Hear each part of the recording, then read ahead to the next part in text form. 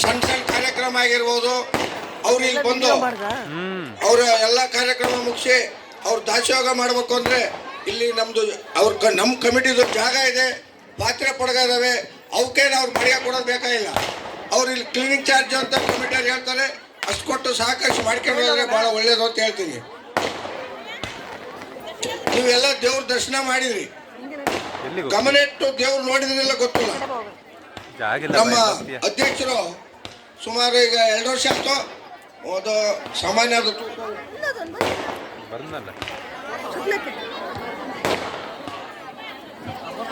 3 ಕಾಲದ ಚಿನ್ನದ ಕೈಗೆ ಮಾಡ್ತಿದ್ರೆ ಅದು ನೀವು ನೋಡಿರ್ಬೋದು. ನಮ್ಮ ಸಿದ್ದಣ್ಣರು ಅವ್ರಿಗೆ ನಮ್ಮ ಕಮಿಟಿ ಪರವಾಗಿ ಎಲ್ಲರ ಪರವಾಗಿ ಒಂದು ಹೃತ್ಪೂರ್ವಕವಾದ ಅಭಿನಂದನೆಯನ್ನು ಪುಷ್ಪ ಮಾಲಿಕೆಯೊಂದಿಗೆ ಶಾಲು ಹೊಚ್ಚಿ ಸನ್ಮಾನ ಮಾಡ್ತಾರೆ. ಪಟಾಕಿ ನೋಡಿ ಫಸ್ಟ್ ಬಾ ಕಲಕಲ ಪಟಾಕಿ ನೋಡ್ಬೇಕು ಮುಂದಕ್ಕೆ ಹೋಗ್ಬೇಡ.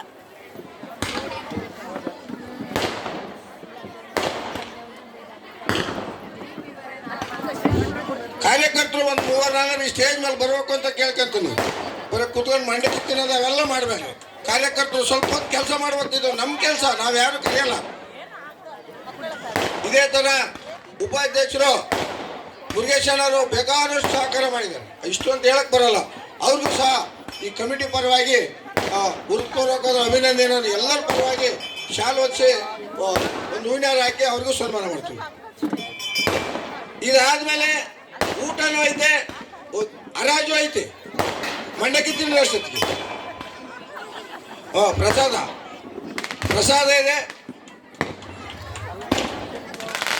ಮತ್ತೆ ಇನ್ನೊಂದು, ಮೊದಲೆಲ್ಲ ನಾವು ದೇವರು ಒಳ್ಳೆ ದೇವರು ಇರಲಿಲ್ಲ, ಪಲ್ಲಕ್ಕಿ ಇರಲಿಲ್ಲ, ಏನು ಇರಲಿಲ್ಲ. ಸುಮಾರು 15-20 ವರ್ಷದಿಂದ ಇದಕ್ಕೆಲ್ಲ ಕಾರ್ಯಕರ್ತರು ಅಂದರೆ ಪೂಜಾರಿ ಮಹಾಶಿರಾಜ, ಹನ್ನೆರಡು ನಮ್ಮ ತಂದೆ ಈಶ್ವರಜ್ಜ, ಮುರುಗೇಶಣ್ಣವರು, ಆಮೇಲೆ ಸಿದ್ದಣ್ಣರು, ಷಣ್ಮುಖಣ್ಣರು ಅಂತ ಇದ್ರು, ಮಹಾಬಲೇಶ್ವರರು, ಇವರೆಲ್ಲ ಸಹಕಾರದಿಂದ ಎಲ್ಲ ಊರಿಗೂ ದೇವ್ರು ತಗೊಂಡು ಮಟ್ಟ ಮಾಡಿದ್ವಿ.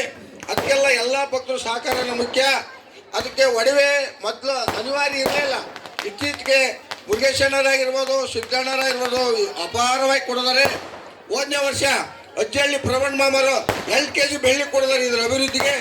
ಅವ್ರಿಗೂ ಸಹ ಈ ದೇವ್ರು ಒಳ್ಳೇದು ಮಾಡಲಿ ಅಂತ ಹೇಳಿ ಅವರಿಗೆ ಒಂದು ಪುಷ್ಪ ಮಾಲಿಕೆಯೊಂದಿಗೆ ಈ ವೇದಿಕೆ ಮೇಲೆ ಸನ್ಮಾನ ಮಾಡ್ತೀವಿ. ದಯವಿಟ್ಟು ಅವ್ರ ಕಡೆ ಯಾರು ಬಂದು ಅದು ಸ್ವೀಕರಿಸಬೇಕು.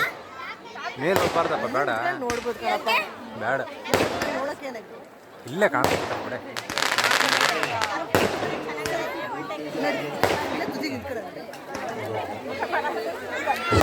ದಯವಿಟ್ಟು ಅಜ್ಜಹಳ್ಳಿ